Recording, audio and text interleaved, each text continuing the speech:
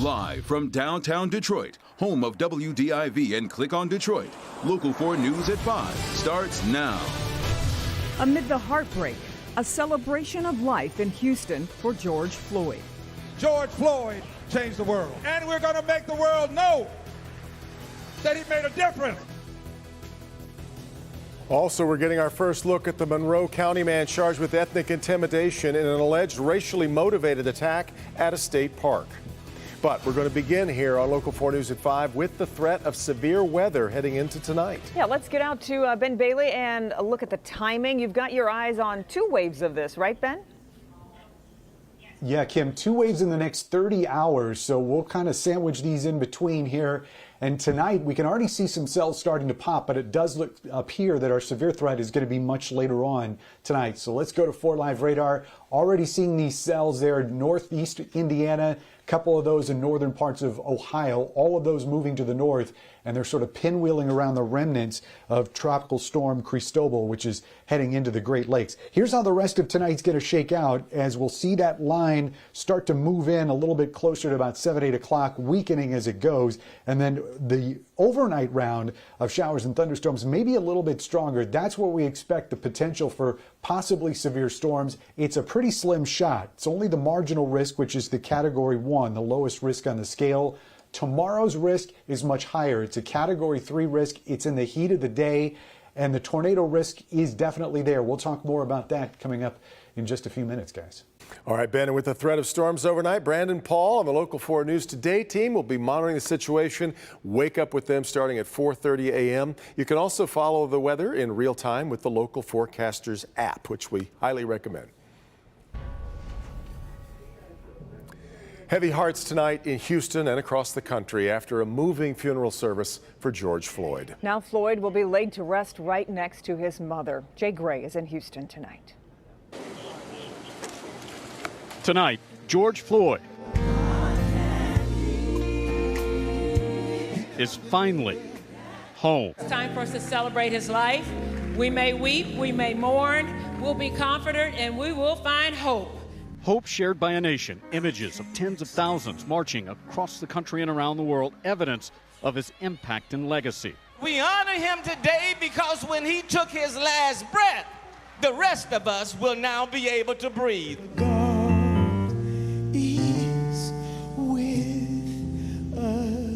But for Floyd's family, breaths are difficult to gather right now. All I think about is when he was yelling for mama.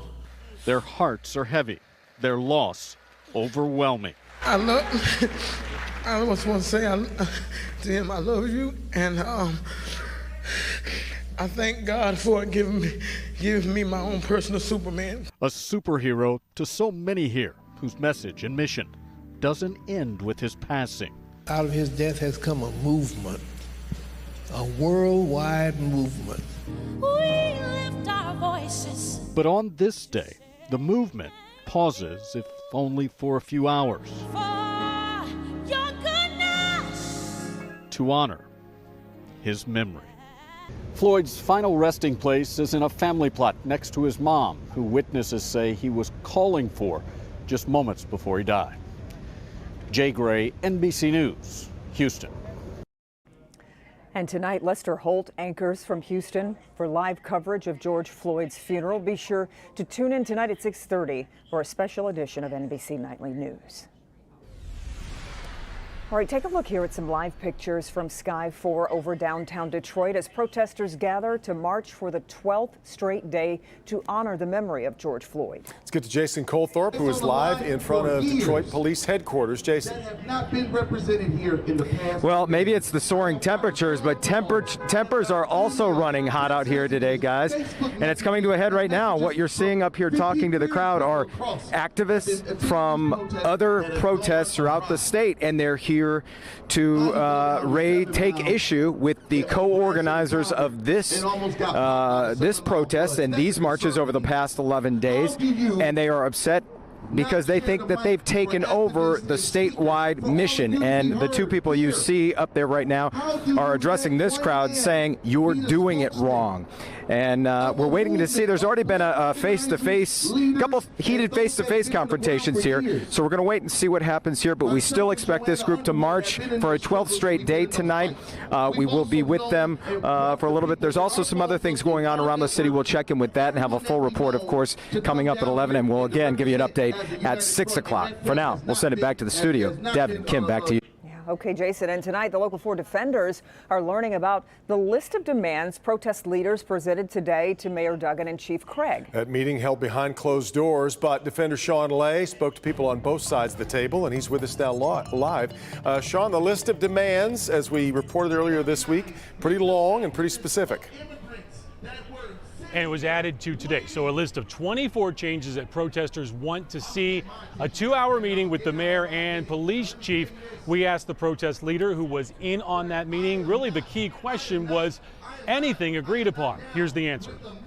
Yeah, the short answer is no. Tristan Taylor, protest leader, calling his group Detroit Will Breathe after a 2-hour behind closed doors meeting with Mayor Duggan and Detroit Police Chief James Craig. The group coming with a list of 24 demands, changes they want to see. Number one on the list, defunding and demilitarizing the police. Taylor says nothing was agreed upon. Again, the movement is strong because we've been able to put these questions forward on our terms and make them the powers that be deal with the issues on our terms, and we're going to continue to do that. What about the city's side? Mayor Duggan not talking after the meeting, letting Deputy Mayor Conrad Mallett do the talking. His message to protesters is help us. That's the message. The message is help us. Help us get the work that you know needs to be done accomplished. Chief Craig spoke with the defenders about the meeting late Monday. We won. We won because we stopped making arrests. No one was injured. We didn't. That was a win for us. All right, back here live. Keep in mind, only one group, a group of protesters with one leader and a couple of members were invited. We checked in with other groups that have been protesting peacefully every day. They said they were not invited and they weren't part of that group. We're getting a little of that right now where tempers are starting to flare down here with groups kind of splintering off.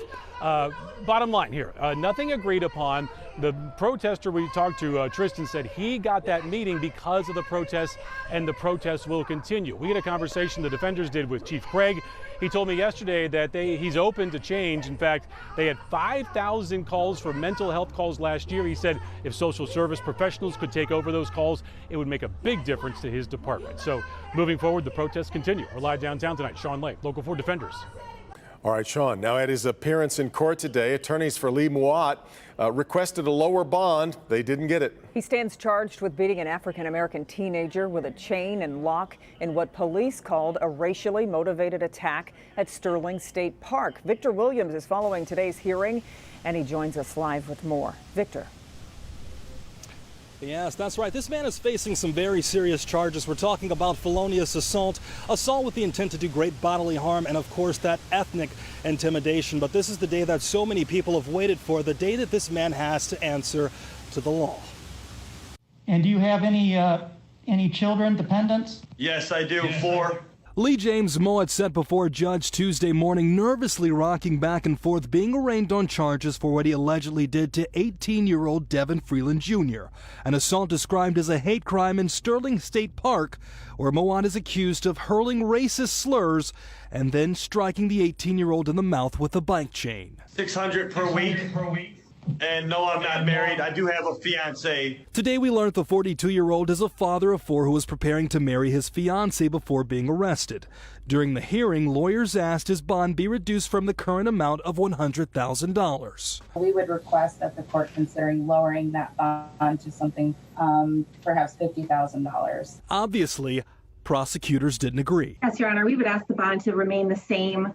We believe that this is a very serious case, and should he be released, he could potentially involve himself in additional criminal activity. This was a very vicious case that's being alleged against him, and we believe that the bond at $100,000 cash or surety is appropriate. Considering the severity of the crime and the public outcry for justice, Mouat's bond will remain at 6 figures. I find that the defendant is a danger to the community.